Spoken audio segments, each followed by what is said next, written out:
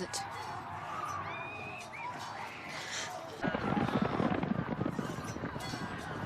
Watch it. You're protected by your blood. They will not harm you. Is it not better than death? Not better than eternal blue.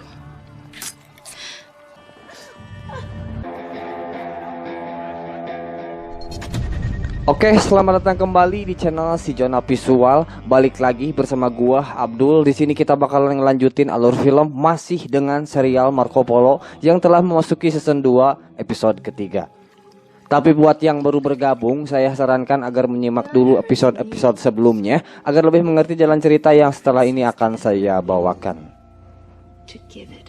Lalu, seperti apa kisah lengkapnya? Daripada berlama-lama lagi, mari kencangkan sabuk pengaman, siapkan gelas kopi hidung, cendol Elizabeth, karena setelah ini kita akan masuk ke cerita. Dan tak lupa, saya ingatkan kembali agar terus support channel ini dengan klik tombol subscribe, like, dan share, agar kedepannya channel ini bisa terus berkembang.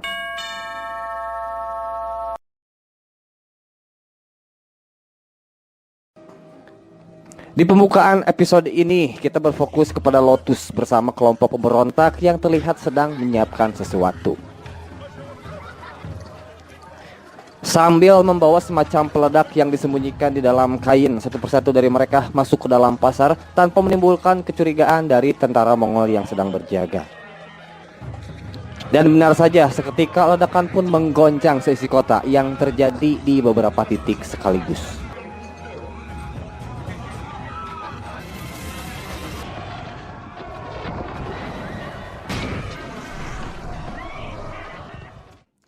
Menanggapi kejadian tersebut, petinggi istana berkumpul untuk membahas bagaimana sikap mereka terkait hal ini.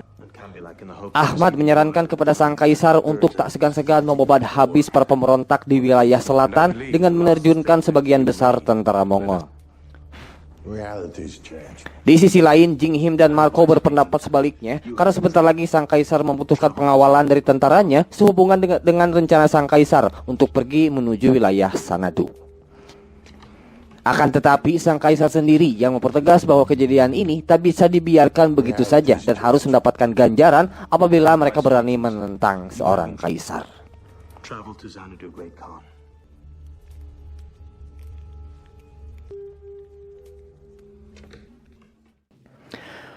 Hal inilah yang memang sedari awal sudah direncanakan dengan sangat baik oleh seorang Ahmad.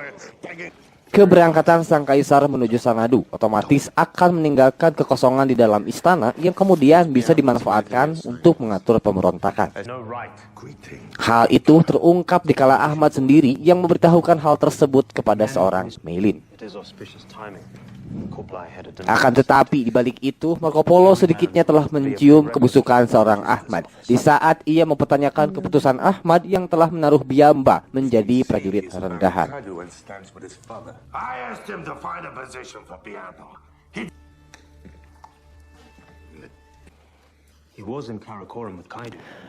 Di luar ini juga, rupanya Ahmad telah mengetahui soal Putri Biru yang dihamili oleh seorang pengurus kuda. Oleh karenanya, Ratu Cabi memohon agar Ahmad tidak menyebarkan berita ini kepada siapapun.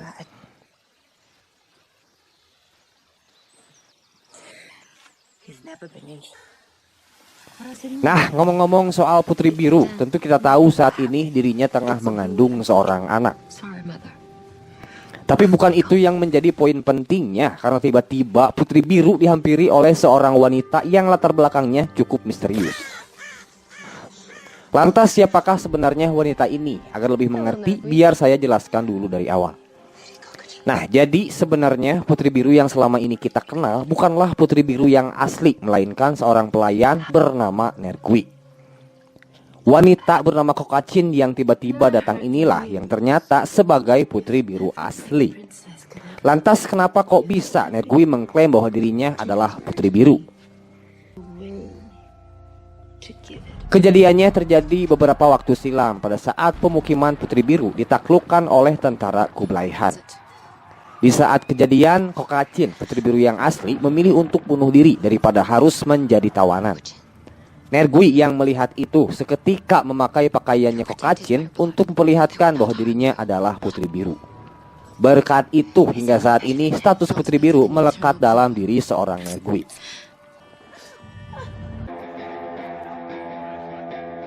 Sementara tanpa sepengetahuannya, Kokashin masih selamat dan kini datang menghampiri Nergui untuk meminta statusnya dikembalikan.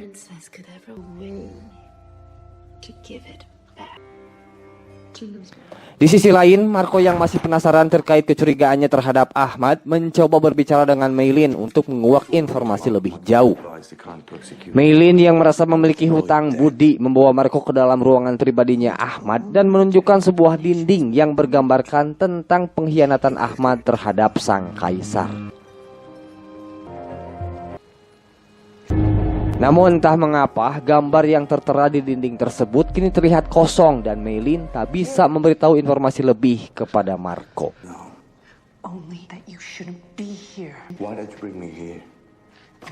Masih dengan seorang Meilin, kali ini dirinya dihampiri oleh seorang Lotus yang diketahui sedang bekerja sama dengan Meilin. Kejadian di awal episode tadi merupakan bentuk dari kerjasama mereka dan kemudian Lotus menagih janji agar dipertemukan dengan 100 mata.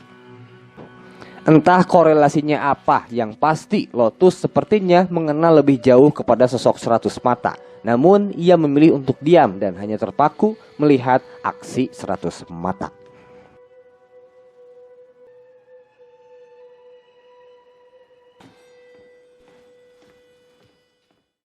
Lain dari pembahasan itu, kita berfokus kepada seorang Kublai Han yang sedang dalam perjalanan menuju Sanadu. Sesampainya di tempat tujuan, mereka disambut baik oleh kelompoknya Arban sang tuan rumah. Tak hanya dihadiahi beberapa ekor kuda sebagai persembahan, sang kaisar juga akan dipuaskan oleh beberapa wanita terbaik selama berada di sana.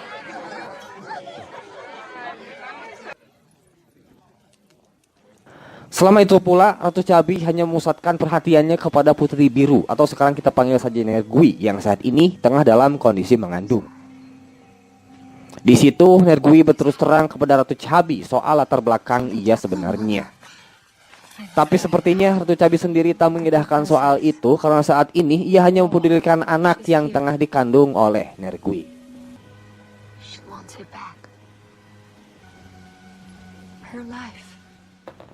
Terlepas dari itu, Jinghim dan Marco mendapati sebuah teror ketika melihat kuda pemberian Arban terluka di bagian matanya.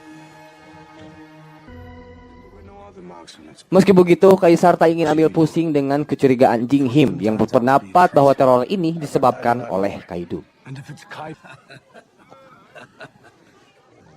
Nah, sebenarnya dalang dibalik teror tersebut tak lain adalah seorang putri Kokachin, di mana Kokachin sengaja melakukan hal ini untuk menjatuhkan mental seorang Nergui.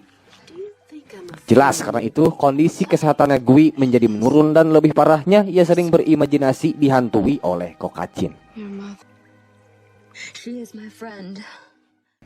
Di tempat lain kita berfokus kepada seorang Byamba yang tengah menjalankan operasi militer. Namun di tengah misinya itu Byamba melihat adanya sebuah kejanggalan di saat para tentara mengumpulkan bubuk mesiu ke tempat yang tidak semestinya.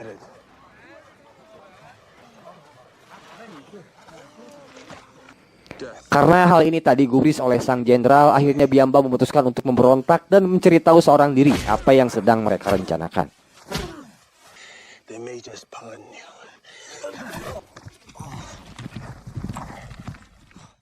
Sementara Kublai Han sibuk dengan urusannya di istana, Ahmad mulai bergerak dengan mengumpulkan para kolega yang akan bersama-sama menjatuhkan sang kaisar.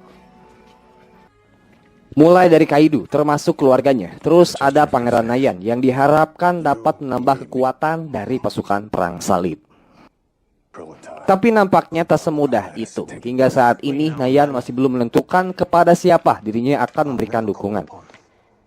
Apakah kepada Kaisar atau kepada Kaido? Akan hal itu, Ahmad pelan-pelan mencoba meyakinkan kepada Nayan kalau usahanya untuk mendukungnya hanyalah sia-sia. Kendati demikian, pada akhirnya kata sepakat berhasil ditemukan di mana semua pihak menyetujui pembentukan aliansi untuk menentang sang kaisar. Lalu bagaimana cara mereka menuntaskan perlawanannya terhadap sang kaisar? Kita lanjutkan nanti di episode selanjutnya. Oke, segitu dulu untuk episode ini. Kita ketemu nanti di video berikutnya. Terima kasih telah menonton video ini sampai selesai, dan mohon maaf bila ada salah-salah kata. Terakhir saya ucapkan assalamualaikum warahmatullahi wabarakatuh. Iron's mind about him. Who says I've changed my mind about him? Shame's for the weak and the bored, Kaido. Making deals with gutless savages of all and every kind. Suk, take my blade. Stab yourself. Go see the healer.